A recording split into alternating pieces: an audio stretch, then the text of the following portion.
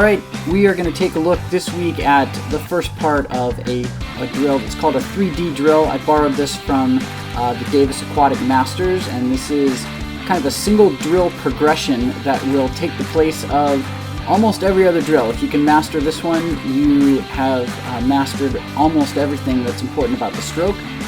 This week we'll talk about length of your stroke, next week width, and then third week height of your stroke. So we're going to hit it in 3 dimensions. So we're going to take a look at a 25 that gets built over the course of that 25. You start off just with basically a skull, and you eventually extend that skull all the way from the front end all the way back toward your hips. So ideally with this drill, your eyes will be just above the water level. You can also put your head down on this one if you like, but waterline just below your goggles. One of the things you'll notice is that even with our experienced swimmer here, she has a little trouble keeping herself in a nice flat planed out position, and that's okay, but if you're more of a beginner, this is a good one to use a set of fins for.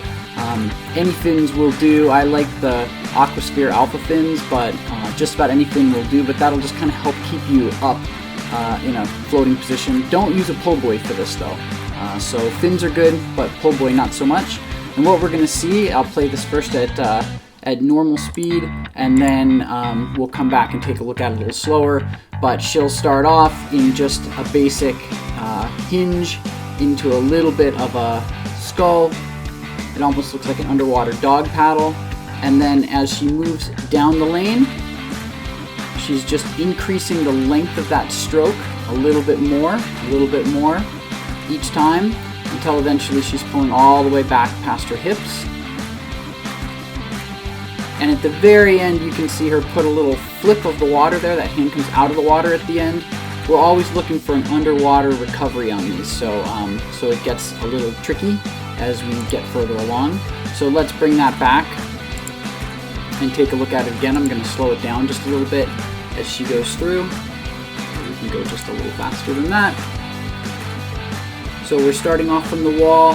At the beginning, if you can even keep your elbows from pulling back at all for the first couple strokes, that's great. Good to just stop right before those elbows start moving backwards. But the idea of just working that catch and the front end of that skull is really what we're looking for.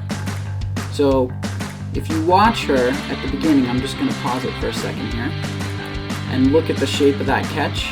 So as that hand comes through, notice that elbow is kept nice and high right up here.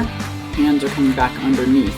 So we're always getting that nice strong pulling position, and you can actually see the muscles on her back, her lats, working as she's working through this pull.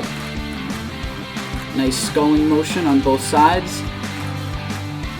You're breathing forward on this drill, not to the side. So we want to be breathing forward to this for this drill, not to the side, and you're just increasing the length of that stroke as you pull through the full 25. So note, I've said before, and I'll say it here too, that full length coming all the way back to your hip, which she'll get to in a stroke or two, is not super important for triathletes, especially when you're swimming in a wetsuit, but it's just a good skill to be able to practice in the pool.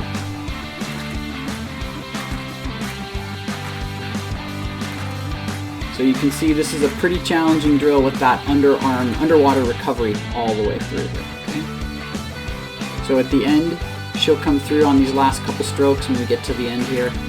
Watch that hand exit the water, so it's flipping up on the surface, and then comes back in underwater recovery as we finish the full 25. So that's the first 25 of the 3D drill.